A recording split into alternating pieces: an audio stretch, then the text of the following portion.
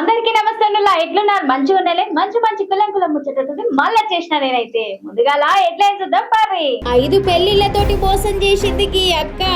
ఆఖరికి పోలీసుల చేతుల తిరిగింది అక్కకు తిక్క.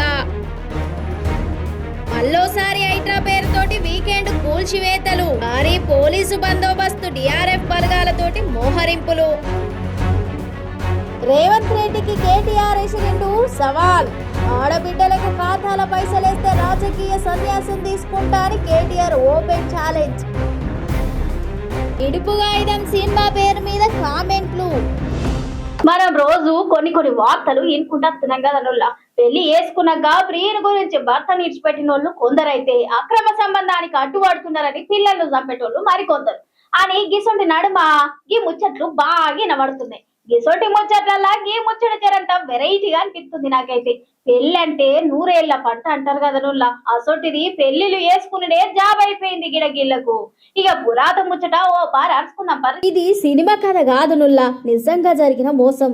ఇగో ముందుగాల గీ అక్కను చూడు రూపారైతే చూసిరు కదనుల్లా. గీ అక్క స్పెషాలిటీ ఏంటంటే 1 కాదు 2 కాదు, ఏకంగా 5 పెళ్లిళ్ళు వేసుకుంది.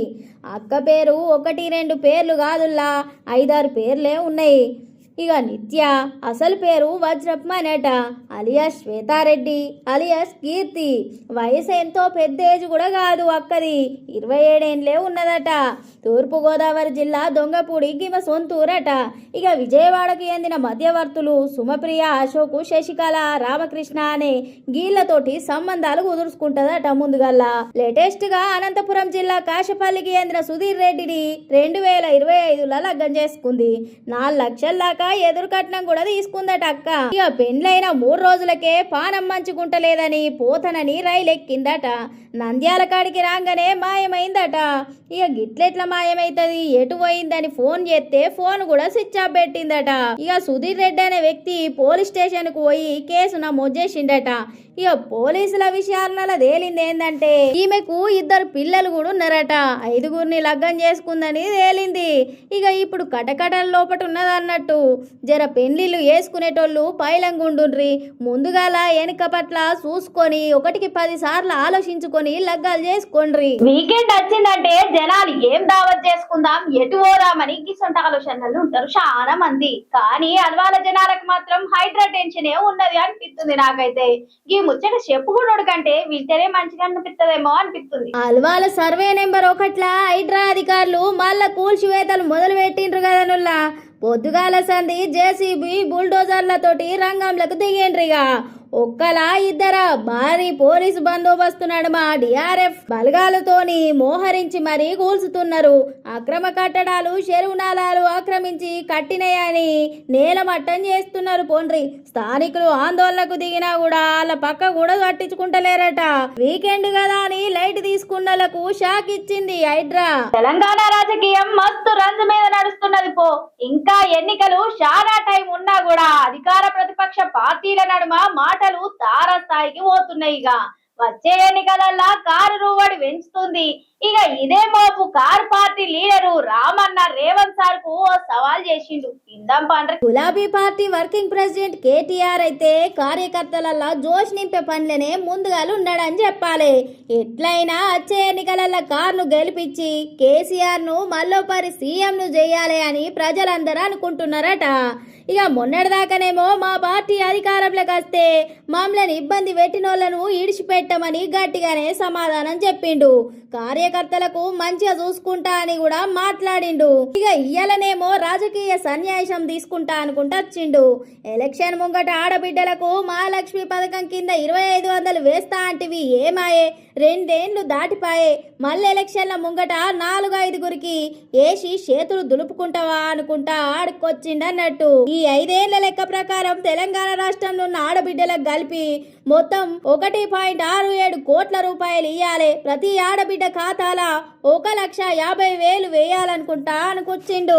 రేవంత్ రెడ్డికి మా మహేష్ అన్న ఇక్కడనే ఉన్నాడు. మహేష్ అన్న సమక్షంలో సవాల్ చేస్తున్నా.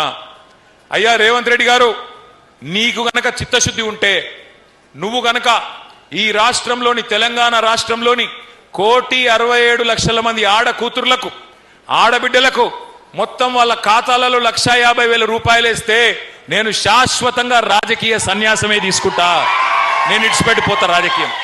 దమ్ముందా? సవాల్ స్వీకరిస్తావా? అదే చిన్న సూపు, అదే వెక్కిరింపులు, తెలంగాణ యాస మీద, తెలంగాణ భాష మీద మళ్ళోసారి దాడి చేస్తున్నారు. 12 ఏళ్ళు అవుతుంది ఏరబడి, అయినా కూడా తెలంగాణ భాష మీద చిన్న సూపులు, బలుపు మాటలు మాట్లాడకుండా ఉండలేకపోతున్నారు. గింత కళ్ళమంటన, గింత ఓర్వలేంతనమా? అచ్చం తెలంగాణ భాషతోని ఓ సినిమా టైటిల్ పెడితే అడ్డమైన పోస్టర్లు రిలీజ్ చేస్తున్నారు చూడుండ్రి. ఇంకా ఇజ్జతి లేని మాటలు ఇంకా ఇడ్సబెడతలేరు. 12 ఏళ్ల పొద్దవుతుంది, ఇంకా మారరా మీరు? ఇంత బలుపు మాటలు ఎందుకు అని తెలంగాణ సమాజం అంతా గరమైతుంది. తెలంగాణ యాస మీద మన ప్రియదర్శి హీరోగా, నాగదుర్గ హీరోయిన్గా మన భాష యాస సంస్కృతి మన కట్టు బొట్టుతోని తెలంగాణ మట్టి వాసన మీద ఉట్టిపడేలా ఒక సినిమా షేర్ చేసిండ్రు. ఇక గిదాని మీదనే కొంతమందికి మిగుడు వడక అడ్డమైన కామెంట్లు ఎత్తున్నారు. ఇడుపుగా ఇదమంటే అర్థమైంది, ఇదేం టైటిల్ అంటున్నారు. ఇక కొంతమంది తెలుగులో డబ్బింగ్ ఉంటాడా అని బలుపు మాటలు మాట్లాడుతున్నారు. ఈ మాటకొస్తే రామ్ చరణ్ సార్ పెద్దిల శ్రీకాకుళం యాస తెలంగాణ వాళ్ళు పోయి సినిమా చూడలేదా? మొన్నటికి మొన్న పుష్ప సినిమా చిత్తూరు భాషల సినిమాను హిట్ చేయలేదా? ఎవరన్నా అదే భాష గట్లున్నది అని అడిగిండ్రా? ఇక ఇప్పుడు తెలంగాణ భాష మీద కావాలని బలుపు పోస్టులు కాకపోతే ఏంది అని తెలంగాణ సమాజం మస్తు గరమైతుంది. తెలంగాణలో ఉన్న మేధావులు, కవులు, కళాకారులు, ఉద్యమకారులు మస్తు గరమైతుండ్రు. గట్టిగానే సమాధానం కూడా చెప్పేటట్టుండ్రు. ఇవి ఇయ్యాలటి ముచ్చట్లు. మళ్ళీ ముచ్చట్లతోటి మళ్ళీ కలుసుకుందాం.